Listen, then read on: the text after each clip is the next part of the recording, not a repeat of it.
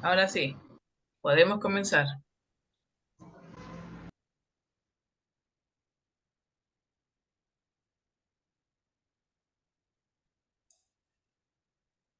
Adelante, Isabel, con la introducción.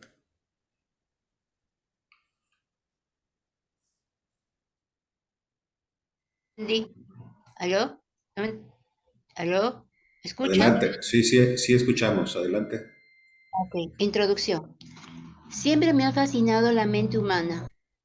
Comenzó a interesarme desde que era una niña porque el mundo del comportamiento y de las emociones me apasionaba. Tras entender la importancia de la unión de la mente y el cuerpo y de comprender cómo funciona el cerebro y el mundo emocional, escribí cómo hacer que te pasen cosas buenas. Mi primer libro marcó un antes y un después en mi vida. Desde el principio dudé si publicar antes ese o este que tienes entre tus manos. Pensé que un libro sobre el aprendizaje personal y sobre el entendimiento del cerebro sería útil para poder enfocarme mejor en este segundo. La experiencia de transmitir vivencias, ideas y conceptos de las ciencias enfocado en la biografía de cada uno me ha marcado y por lo tanto impulsado a entrar en otros aspectos de la vida. Me di cuenta de que hacía falta escribir sobre un concepto clave. La felicidad está determinada con la capacidad que tenemos de unirnos o desunirnos a los demás. Encuentra tu persona vitamina. Trata de la relación entre las personas. Como seres humanos estamos diseñados para convivir, para vincularnos, tratarnos y querernos. Somos seres sociales y, por lo tanto, necesitamos por naturaleza relacionarnos con otros. Las relaciones, incluso las mejoras, tienen fallos. Por eso, si no las sabemos gestionar bien, se convierten en motivo de sufrimiento. ¿Por qué hay gente que siempre tiene relaciones de pareja complicadas y dolorosas? ¿Es tan importante el apego y el vínculo como dicen?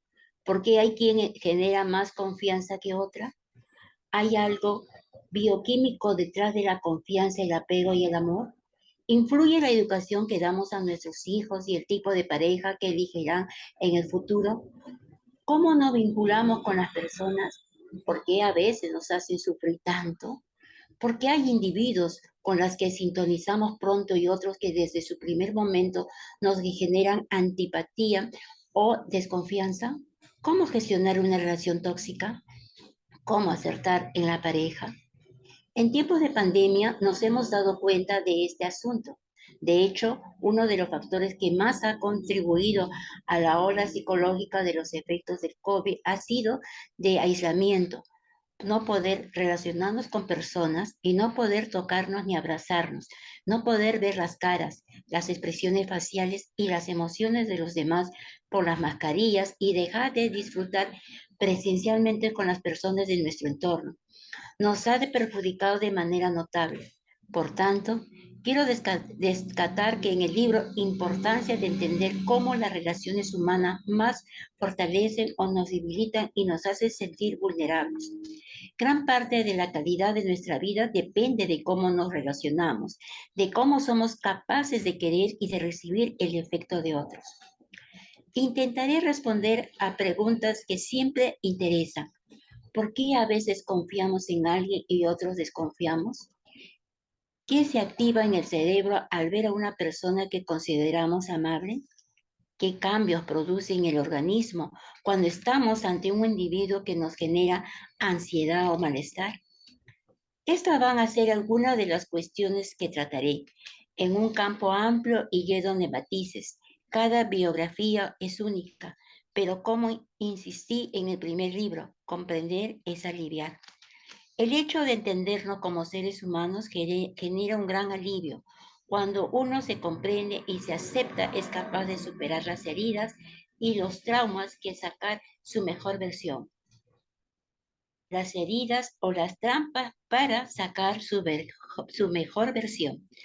Tendrás información que te ayudará a comprender mejor la relación con tus padres, con tus hermanos, con tu pareja, con tus hijos, con tus amigos y con tus compañeros de trabajo. En definitiva, en tu entorno social. Querido lector, Empieza un viaje apasionante de tu historia, de 0 a 100, desde tu concepción hasta ahora. Quiero que captes y entiendas tu manera de relacionarte con los demás. La primera presentación, la oxitocina.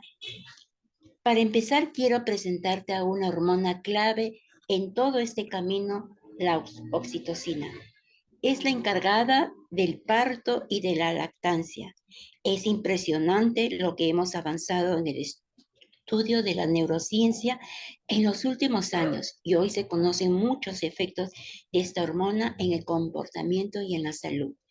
La oxitocina es la sustancia que se activa en el organismo cuando recibimos una muestra de confianza.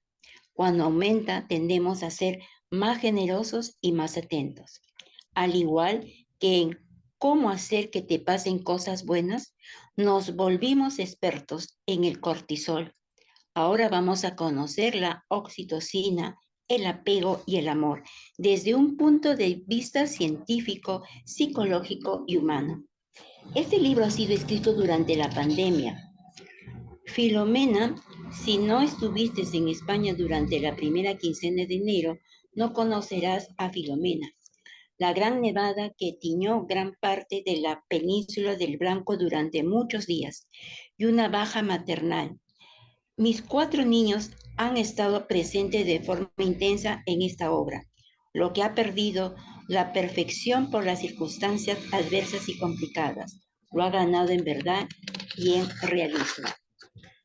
Habrá capítulos que te aportan más que otros. Lo deseable es leer el libro entero. Está diseñado para aprender algo en cada uno, en cada bloque. Existen temas que te puedan instruir y cautivar. También puedes coger el índice y subrayar los epígrafes que más te interesan, hojearlos y navegar por ellos para ir encontrando respuestas a muchos interrogantes de tu vida. Estas páginas te ayudarán a comprenderte, ya que quien no lo hace no supera de manera real las heridas de tu vida y se embarca en relaciones que no le convienen. Unas pequeñas ideas. Si te interesa entender la fisiología y la bioquímica detrás de la amistad, la maternidad o el amor, confianza con la oxitocina. Si buscas conocer la historia, cerrar heridas del pasado y comprender tus relaciones, el bloque del apego te aportará mucho. Si te interesa leer sobre cómo trabajo las heridas y los traumas, la voz interior y los trastornos del ánimo, te recomiendo mi terapia vitamina. Si buscas entender tus relaciones de pareja o la dificultad para ellas, el bloque de pareja te ayudará. Si eres madre o padre y quieres sacar lo mejor de ti en esta etapa apasionante, te sugiero el bloque del apego. Si convives cerca de personas tóxicas que te alteran, te aconsejo el bloque de personas tóxicas. Si quieres saber de dónde proviene tu voz interior que te machaca y tira de ti hacia abajo, te invito a que leas La grabadora interior. Si buscas entender el mundo del sexo y el placer en el siglo XXI, te recomiendo el capítulo del placer. Si te afecta la relación con tus padres, no dejes de leer El apego y las personas tóxicas. Sí, son muchos los temas que te interesan. Te aconsejo que empieces por el principio. Todo tiene un sentido y el orden de los capítulos están muy bien pensados. En cualquier caso, gracias por confiar en mí. Algunas páginas te sacarán una sonrisa, otras te emocionarán, otras te harán pensar y otras te serán muy lejanas cerca porque no encuentras ese momento vital. Sea cual sea tu historia y tu biografía, espero que el corazón que el libro te ayude y te acerques a tus personas vitamina y te impulse a convertirte tus relaciones más complicadas en positivos y entusiastas. Y me encantaría que fueras tú la persona vitamina de tu entorno. Madrid, 10 de enero de 2021. El siguiente, por favor. Gracias.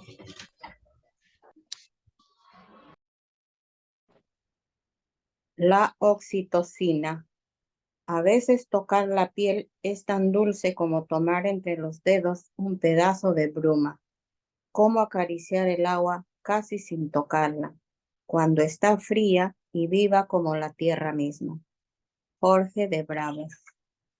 Número 1. La hormona de los abrazos. Probablemente hayas escuchado hablar de la oxitocina. Es una hormona muy importante para la mujer en su vida reproductiva y tiene un papel esencial en el embarazo, el parto, la lactancia y las relaciones sexuales. Se libera por la glándula pituitaria tras la activación del hipotálamo. Cuando una mujer rompe aguas, se produce una liberación masiva de oxitocina que es responsable de las contracciones. De hecho, muchas parturientas son tratadas con oxitocina artificial para arrancar el trabajo de parto y apoyar el alumbramiento. La hormona también está íntimamente ligada a la lactancia. La estimulación del pezón libera oxitocina en el tejido mamario y ello provoca la salida de la leche. Además, está presente en las relaciones sexuales. Influye de manera activa en la sensación de bienestar y placer que surge durante las caricias, los masajes y el propio acto sexual en sí. Todos los momentos en los que se agrega oxitocina están ligados al desarrollo de los lazos humanos. Mis conocimientos sobre esta hormona venían de mi época de estudiante de medicina. Escuché teorías varias, pero no ahondé en el tema hasta que un hecho en mi vida me hizo darme cuenta de que la oxitocina iba a ser la compañera de viaje de mis próximos estudios y conferencias. Era invierno. Unos meses antes había nacido uno de mis hijos y empezaba a incorporarme poco a poco al trabajo. Ese día me habían invitado a una jornada de psiquiatría en la que iban a presentar un nuevo fármaco. El evento tenía lugar en un céntrico hotel de Madrid y fui en coche. El aparcamiento donde lo estacioné en un lugar donde las plazas son muy estrechas y las veces que he tenido que dejar el vehículo, allí siempre he tenido problemas para maniobrar. Nada más terminar la conferencia, me marché porque tenía que dar de comer a mi hijo que seguía con lactancia. Esa tarde las luces del aparcamiento no funcionaban bien y estaba más oscuro de lo habitual. Según iba caminando al coche, vislumbré un hombre alto cerca que me miraba fijamente. Empezó a seguirme y en un momento dado se puso a gritar que le diera el móvil. Asustada, le dije que no. Mi corazón empezó a latir fuerte. Comencé a angustiarme y el cortisol me invadió. Todo mi sistema de alerta se puso en marcha. Taquicardia, taquipnea, sudoración. Era incapaz de pensar. Solo quería salir corriendo, pero estaba en la planta tercera del aparcamiento subterráneo. Nerviosa, busqué las llaves en el bolso y le dije al tipo que me dejara en paz. En ese momento comenzó a acercarse más y dio un grito avisando a alguien. Aprovechando ese instante me subí al coche y no recuerdo ni cómo arranqué. Salí disparada. Milagrosamente no tuve que detenerme con maniobras y logré dejar atrás el peligro. Durante todo el recorrido hasta casa, el corazón me latía a gran velocidad y estaba alterada. Sentía miedo y no había manera de calmarme. Ya pasado el peligro, una voz, mi yo racional, parecía decirme, pero si sabes perfectamente lo que te está ocurriendo, intenta relajarte. Pero no era capaz. Ni mi marido lo logró, estaba trabajando e intentó calmarme por teléfono cuando le llamé. Ya en casa, aún en el ascensor, escuché a mi hijo llorar. Llegaba un poco tarde a su hora de la toma. Todavía con el corazón encogido me senté a darle de comer. Llevaba unos minutos alimentando al pequeño cuando mi marido irrumpió en la habitación. Venía con cara de susto, pero cuando me vio se tranquilizó. Mi voz ya no temblaba al narrarle de forma pausada lo que había sucedido. No habían transcurrido ni 20 minutos desde la conversación del coche. ¿Qué has hecho para serenarte? Me preguntó extrañado. Tenía razón. El corazón había recuperado su ritmo y me encontraba muchísimo mejor, incluso excesivamente calmada, como si hubiera tomado un tranquilizante. Me conozco muy bien y la angustia vivida minutos atrás debería prolongarse más tiempo. Tiendo a analizar todos los cambios de comportamiento de forma exhaustiva y tengo conciencia de cuando entro en estado de alerta o en estado de relajación, pero en este caso no comprendía qué había pasado. En ese instante me quedé mirando a mi hijo que comía plácidamente y pensé, ¿y si la oxitocina bajara el cortisol? Al terminar de comer y acostarle, abrí el ordenador y me puse a leer varias páginas científicas a las que estoy suscrita. En ese momento un mundo apasionante se abrió ante mí. Cuando aumenta el nivel de oxitocina, disminuye el cortisol. Desde ese día he procurado estar al corriente de las últimas investigaciones y estudios sobre la también conocida como hormona del amor o del vínculo. En particular, me he fijado en cómo se relaciona e interactúa con otras hormonas como el cortisol, la testosterona o la dopamina. Los estudios sobre este tema se han multiplicado. Durante las próximas páginas voy a compartir contigo conceptos e ideas que pueden resultarte de gran utilidad para tu salud. Antes de proseguir, creo necesario recordarte unas pinceladas sobre nuestro viejo conocido, el cortisol. Un viejo conocido, el cortisol. Entender la fisiología y el funcionamiento del cortisol es clave para comprender el rol de la oxitocina en las relaciones humanas. El cortisol fue el gran protagonista de cómo hacer que te pasen cosas buenas. El cortisol es la hormona del estrés y se segrega fundamentalmente en momentos de alerta o amenaza. Su utilidad reside en que nos ayuda a hacer frente a los desafíos, a los retos y a las amenazas con mecanismos de lucha o huida. Cuando se agrega, genera diversas alteraciones físicas en el cuerpo, preparándolo para la acción, lo que se pone de manifiesto en los conocidos taquicardia, taquipnea, sudoración y o temblor. Otros signos propios de un pico de cortisol debido a una situación de miedo o amenaza son los problemas digestivos, estreñimiento o diarrea, el bloqueo mental, la boca seca o la sensación de ahogo. El cortisol y los cambios que supone en el organismo están evidentemente presentes si alguien te persigue por la calle, te enfrentas a una amenaza de incendio, te encuentras en un avión con turbulencias o ves un coche acercarse sin freno.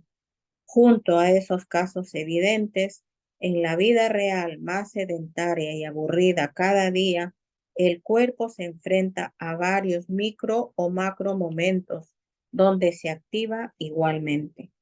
Si bien no quizá con tanta intensidad, el estado de alerta, encontrarte cada mañana con tu jefe tóxico, estar viviendo una mala relación con tu pareja, la preocupación por un hijo, un asunto de salud que te nubla la mente. El cortisol es una hormona cíclica y su liberación posee un patrón que sigue de manera habitual el ritmo de la luz. Se libera más al despertarse, lo que resulta en cierto modo beneficioso para activarnos por las mañanas. Decrece a lo largo del día y aumenta ligeramente al anochecer. Aquí necesito apuntar un asunto que reitero en numerosas ocasiones. La mente y el cuerpo no distinguen una amenaza real de una imaginaria. Ante algo físico que sucede en la vida o ante una suposición que solo existe en la mente, el organismo reacciona de forma muy similar. Te pongo un ejemplo. Imaginemos que estás en números rojos y que recibes una notificación del colegio de tus hijos porque no han podido cobrar la cuota mensual. Esa situación de tensión y de angustia activa un pico de cortisol y en los meses siguientes puede surgir en ti el miedo o la ansiedad de que esa situación de dificultad económica se repita. El impacto fisiológico de ese temor es semejante a la tensión que sufriste cuando ocurrió el problema en realidad. El cortisol afecta múltiples sistemas del organismo. Con una activación súbita, el cuerpo se prepara para salir corriendo y, por tanto, la sangre viaja desde los intestinos a los músculos tractores para ayudarnos y potenciar la acción evasiva o defensiva. Por eso perdemos el apetito en los momentos de angustia. Tu musculatura recibe las señales necesarias, tanto nerviosas como bioquímicas, para prepararse para la evasión del peligro o la lucha. Esta hormona ayuda a que el oxígeno, la glucosa y los ácidos grasos cumplan sus respectivas funciones musculares. El ritmo cardíaco acelerado hace que el corazón bombee más rápido, facilitando el transporte de sangre y nutrientes a los músculos para que estos respondan ante la eventual amenaza. Por otra parte, el cortisol inhibe la secreción de insulina, provocando la liberación de glucosa y proteínas a la sangre. También tiene relación con el sistema inmunológico, inhibiendo en primer lugar la inflamación. Ante el estrés, el organismo dosifica sus recursos energéticos. El sistema inmune precisa gran cantidad de energía. Por eso, cuando enfermas, te sientes agotado. En gran medida, esa energía está siendo canalizada y empleada por tu sistema defensivo. El cortisol es una hormona muy importante para el organismo. Lo perjudicial es el exceso de la misma. El problema con el cortisol es su liberación constante. Ante una situación de incertidumbre o preocupación grande, el organismo se intoxica de cortisol. Es decir, hay demasiados niveles de esta sustancia circulando por la sangre. Ese cuadro de intoxicación va a modificar la respuesta del sistema inmunológico e inflamatorio. Una persona que vive con niveles altos de cortisol por un estado de estrés o alerta manteniendo en el tiempo, frena la capacidad de su organismo para regular la inflamación y el cuerpo tiene más dificultad para defenderse contra las amenazas. Y por ello, en estas situaciones somos más vulnerables para contraer infecciones. ¿A quién no le ha sucedido que tras semanas de mucho trabajo comienzan las vacaciones y enferma? El cuerpo se encuentra más propenso para desarrollar, por ejemplo, un catarro, una infección de orina o una gastroenteritis. Ese nivel de inflamación latente o leve está en la base de muchas enfermedades inflamatorias o anti o autoinmunes. Una de mis metas en los últimos tiempos ha sido transmitir la importancia de cuidar la inflamación en el cuerpo y en el cerebro. Un cerebro estresado se inflama. De hecho, las últimas investigaciones en depresión versan sobre este trastorno como una enfermedad inflamatoria del cerebro. Me parece un campo apasionante y esta es la razón por la que en algunas depresiones resistentes solicito analíticas de sangre para trabajar desde la inflamación y mejorar el estado del ánimo. Existen dietas antiinflamatorias. suplementos o incluso algunos antiinflamatorios específicos para ayudar a revertir los síntomas depresivos. Siguiente lector. Gracias. Gracias, Gladys. La vida actual es inflamatoria. La gente va inflamada por la calle. Cuando nos intoxicamos de cortisol, el organismo permanece alterado y la mente y el cuerpo se ven afectados. Físicamente, se pueden producir caída de pelo, alopecia, temblor de ojos, sudoración excesiva, parestesias, trastornos gastrointestinales, problemas inflamatorios, gastritis, amigdalitis, artritis, fibromialgias, cambios en la piel, rosácea, dermatitis, arrugas, problemas de tiroides. Pueden incluso surgir trastornos en la fertilidad, ya que el cortisol está vinculado al sistema reproductivo, razón por la cual el estrés altera el ciclo normal de la mujer o su fertilidad. En el ámbito psicológico hay alteraciones llamativas y son frecuentes los problemas para conciliar y mantener el sueño, múltiples despertares a lo largo de la noche o sensación de agotamiento por la mañana. Y anímicamente se producen trastornos como irritabilidad, ansiedad e incluso ataques de pánico. Si el nivel de estrés se mantiene, acaba asomando incluso la depresión, pues en muchos casos se da por estados de alerta permanentes. El hecho de vivir sometidos a situaciones de gran tensión durante mucho tiempo puede desembocar en un estado depresivo. En ocasiones es fisiológico, es decir, normal. A todos nos ha sucedido estar batallando contra algo que nos desgasta y cuando por fin se soluciona, aparece un estado de tristeza y apatía. Es propio del organismo, que usa ese mecanismo para recuperarse. Lo malo es cuando ese estado anímico decaído se agudiza y los pensamientos se vuelven negativos de forma reincidente. En estos casos, en los que se vislumbra la depresión, hay que pedir ayuda profesional con prontitud. Conocer cómo funciona la mente ante los distintos avatares de la vida ayuda a no sentirnos desconcertados cuando nuestro mundo emocional se tambalea. Prosiguiendo con la intoxicación de cortisol, esta conlleva también cambios cognitivos. Estos pueden ir desde fallos de atención hasta problemas de concentración o de memoria. El hipocampo, zona de los recuerdos, es sensible a las subidas de cortisol, y esta es la razón por la que en los momentos de más angustia notamos que la memoria nos juega malas pasadas.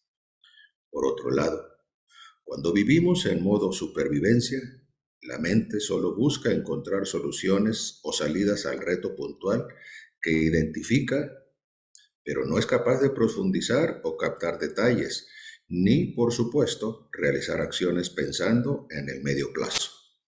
En esos instantes, somos menos eficientes en el trabajo, estamos menos atentos a las sutilezas del día a día, somos más torpes, tanto intelectual como emocionalmente hablando. Finalmente, también surgen cambios en la conducta. Esos altos de niveles de cortisol derivan en un aislamiento y en una ausencia de ganas de relacionarnos. El primer confinamiento vivido en Occidente, con todo el mundo encerrado en sus casas, las calles vacías, la falta de información, el miedo a lo desconocido y el recorte brutal de las relaciones humanas, ha supuesto uno de los mayores impactos de cortisol en el mundo de la historia. Jamás se vivió algo así. Tras el confinamiento, cuando se nos permitió salir a las calles, tras meses encerrados entre cuatro paredes, impregnados de miedo e incertidumbre, ¿qué sucedió? Mucha gente se quedó en sus hogares. El síndrome de la cabaña, como se le denomina. Atenazados por el miedo, acostumbrados al aislamiento, sintiéndose seguros exclusivamente con los nuestros, muchos individuos optaron por vivir recluidos. Un año después, hay individuos que siguen afectados mentalmente por ese encierro, algunos de manera irreversible. El caso de Guillet. Guille es un hombre joven, felizmente casado y padre de familia numerosa. Quiere mucho a su mujer y a sus hijos, a los que dedica el poco tiempo libre que tiene. Una persona exitosa y muy solicitado profesionalmente. Está pasando momentos de mucho estrés por sobrecarga de trabajo. Nota que está somatizando, pero no sabe cómo hacer frente a la situación que está viviendo. Refiere herpes labial de repetición, contracturas musculares y ha llegado a quedarse paralizado por un lumbago fuerte. Su mujer está muy pendiente de él y se encuentra preocupada por la deriva de los síntomas físicos que le acucian en los últimos meses. Ella cree que Guille prioriza su trabajo y no sabe decir que no a los clientes, alargando las horas laborales en muchas ocasiones. Su queja principal radica en que cuando vuelve a casa agotado no quiere conversar, solo besar a los niños, cenar y distraerse con series o películas poco exigentes y nada dramáticas. En ocasiones, se muestra irritable y contesta de forma brusca ante pequeñas sutilezas en la convivencia. Guille se encuentra intoxicado de cortisol. Vive en estado de alerta desde hace meses y la mente y el cuerpo le están mandando señales y avisos para que reordene su vida. Tomar conciencia de cómo su cuerpo le habla activa el primer paso del cambio. Ha sido capaz de modificar sus prioridades y adaptar su vida en consecuencia. Lo más complejo ha sido aprender a descansar y a parar durante la semana, diciendo que no cuando el trabajo es excesivo. Desde entonces, está en un seguimiento periódico de su espalda por un fisioterapeuta. Ha sido capaz de recortar el horario laboral y ha puesto como pauta escuchar a su mujer e hijos todos los días, aunque solo sean unos minutos. Ha sacado tiempo para una corta escapada romántica con su pareja, que le ha insuflado aire fresco y vitalidad. Su mujer se ha esforzado en comprenderle, en vez de exigirle tanto cuando llega a casa derrotado. Hay que ser realistas con lo que podemos esperar de una persona que está atravesando una etapa vital exigente. Como hemos visto hasta ahora, el estrés fisiológico no es malo, es la respuesta natural que el organismo aviva ante una amenaza, sea real o imaginaria, y resulta imprescindible para la supervivencia en momentos de peligro. Lo realmente perjudicial sucede cuando, desaparecida o infundada dicha amenaza, la mente y el cuerpo siguen percibiendo la sensación de peligro o miedo. Si se ha vivido una infancia traumática por causa de un abuso sexual, constantes agresiones físicas o psicológicas en el entorno, bullying escolar o cualquier otra causa de una biografía dolorosa, la persona tiene más riesgo de sufrir en el futuro trastornos del estado de ánimo, problemas inflamatorios o autoinmunes. Es como si en cierta manera ese estado de alerta que una vez se activó se hubiera quedado latente desde entonces. Si bien las consecuencias psicológicas, físicas y de comportamiento se perciben en la edad adulta. Cuando observo en consulta pacientes con el apego dañado, con heridas profundas en la niñez, con somatizaciones graves, soy consciente de que han pasado gran parte de su vida con el estado de alerta activado, con el consiguiente desgaste físico y mental. Sanar esas heridas, equilibrar esos niveles de inflamación y ayudar a potenciar el estado de ánimo son la finalidad de mi terapia. Las personas vitaminas son grandes potenciadoras de la secreción de oxitocina y contribuyen a aliviar tensión. Un abrazo bien dado puede bajar un pico de cortisol en un momento complicado. Una mirada de confianza puede impulsar de modo decisivo a alguien a superar un reto difícil. Y unas palabras de ánimo pueden romper la sensación de aislamiento. La vida es, en ocasiones, muy dura, pero contamos con herramientas maravillosas para sobrellevarla de la forma menos dolorosa posible. Las personas vitamina y la oxitocina ayudan a superar los retos y las amenazas más complejas. No al determinismo de las hormonas. Resulta impresionante contemplar cómo la neurociencia va dando cada vez más explicaciones sobre los fundamentos del comportamiento y la psicología humanos. Entender la fisiología, el mecanismo o el procedimiento interno de la toma de decisiones es básico para mejorar la propia conducta. Las particularidades de la oxitocina y entender su interacción con otras hormonas son claves para comprender por qué reaccionamos de una u otra forma ante los distintos acontecimientos de la vida. Uno de los campos en los que más avanza la ciencia en relación con la oxitocina es precisamente el estudio de cómo los niveles de esta pueden influir en la toma de decisiones. En esta materia, sería injusto no citar a Paul J. Sack, economista norteamericano que se ha especializado en las interrelaciones entre economía, empresa y mundo emocional. De hecho, se considera a sí mismo como neuroeconomista. Durante su carrera profesional, ha realizado múltiples experimentos y hallazgos sobre esta hormona.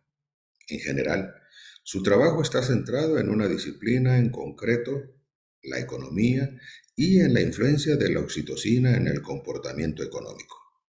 No obstante, con los avances que se producen casi cada año, pronto podríamos caer en la tentación de reducir el comportamiento humano a una serie de patrones matemáticos, lo que para mí resultaría inexacto y además contrario a mi propia manera de entender el mundo, el ser humano y la vida. Quiero puntualizar algo importante. Es necesario evitar el determinismo. En el organismo tienen lugar de manera permanente e inconsciente complejos procesos bioquímicos esenciales para la toma de decisiones, para las relaciones humanas y el estado anímico. Un desequilibrio bioquímico motivado, por ejemplo, por una disminución de una determinada hormona, puede comprometer hasta cierto punto la neutralidad de nuestro proceder, pero nunca condicionarlo de modo determinante, salvo en situaciones muy extremas. La mente y nuestro espíritu, nuestra alma, nosotros mismos, somos quienes tomamos al final en libertad nuestras propias decisiones, que serán las que exculpan las personas en las que nos vamos convirtiendo y en cómo conectamos con los que nos rodean. No somos, por tanto, esclavos de nuestra bioquímica. La libertad como individuos, por fortuna, no puede manipularse tan fácilmente como los niveles de cortisol u oxitocina. Las hormonas influyen, pero no determinan nuestro comportamiento. Contamos con dos poderosas herramientas, la voluntad y la inteligencia, para gestionar los impulsos y las tendencias. Gracias a eso, a pesar de que nos sintamos atraídos por algo de forma intensa, podemos reconducirlo si no nos conviene en ese momento. La capacidad de posponer la recompensa, ubicada en la corteza prefrontal, debe trabajarse y potenciarse porque en última instancia es lo que nos permite ser libres. La voluntad, como repite mi padre en numerosas ocasiones, es la joya de la corona de la conducta. Una persona con voluntad llega más lejos que una persona inteligente.